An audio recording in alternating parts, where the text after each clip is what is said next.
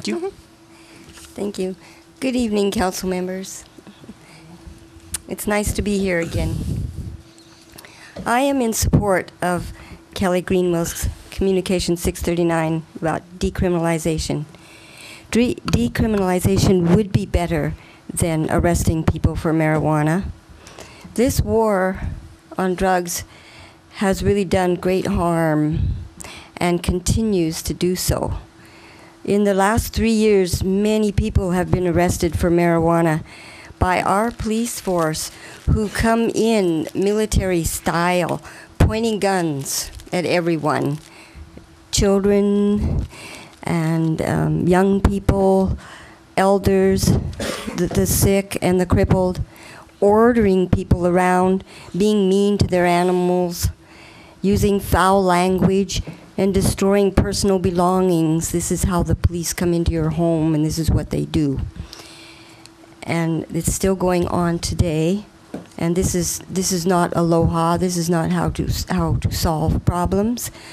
And this is still going on today by our police, who are supposed to end the marijuana eradication by the law that we passed this last year.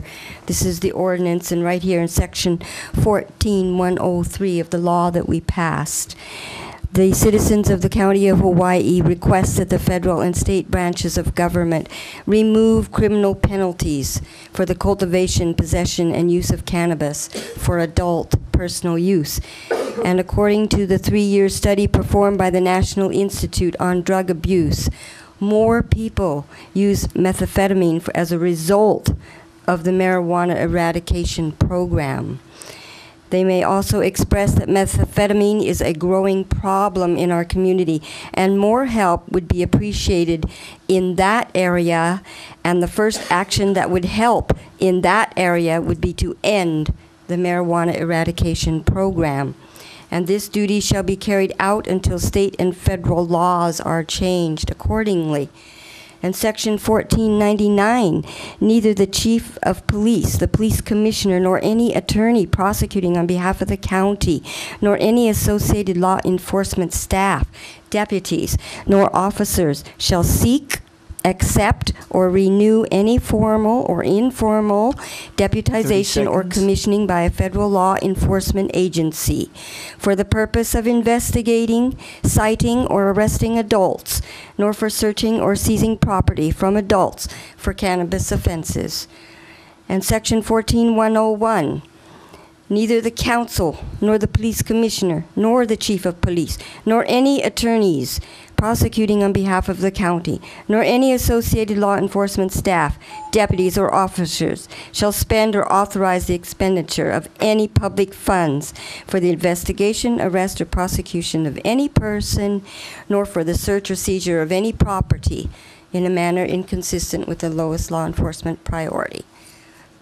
Did the beeper beep? Thank you. Yes, it did. Okay. Thank you, Devaki. Thank you very much. Okay, our next speaker, Reverend Ken Slaughter. He'll be followed by Andrea Teschler. Okay, thank you. Our next speaker then will be Megan. I can't read this very well. Is Megan here? Yes, she is. Okay, Megan, you're our next speaker. Go ahead. Mr. Slaughter. Reverend Ken Slaughter, representing the First Hawaiian Church of the Holy Smoke. Obviously, from the last speaker reading the law there, it seems like you kind of already passed what you're talking about. Today, I'm not going to talk about police corruption, okay? Everybody can be relieved. But however, I am going to talk about prosecutors and misconduct. And it seems that, we're talking about laws and being able to enforce them and not enforce them, and etc.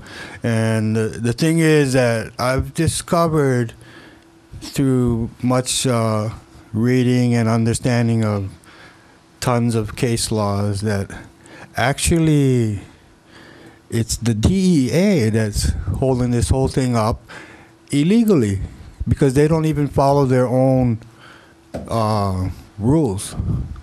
In other words, they wrote this beautiful Controlled Substance Act law, and then they don't follow the law.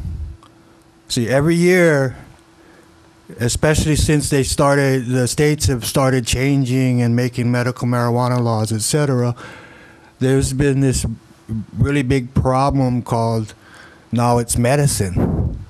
And according to the Controlled Substance Act, the Schedule 1 is only for things that is not medicine.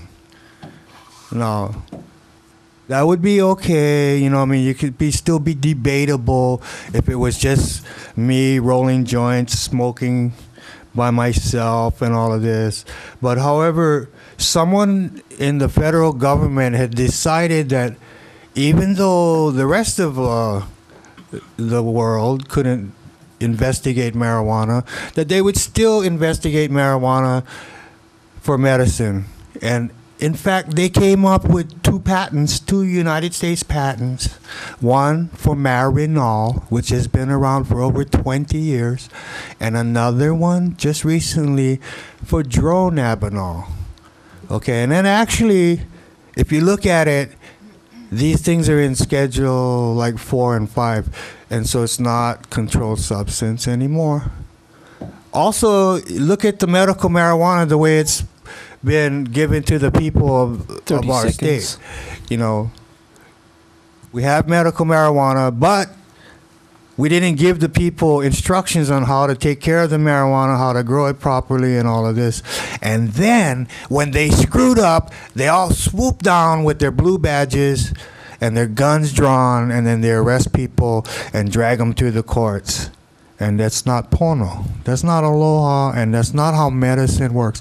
That's the most cruel and inhumane way that I've ever heard of medicine being presented to the United States public.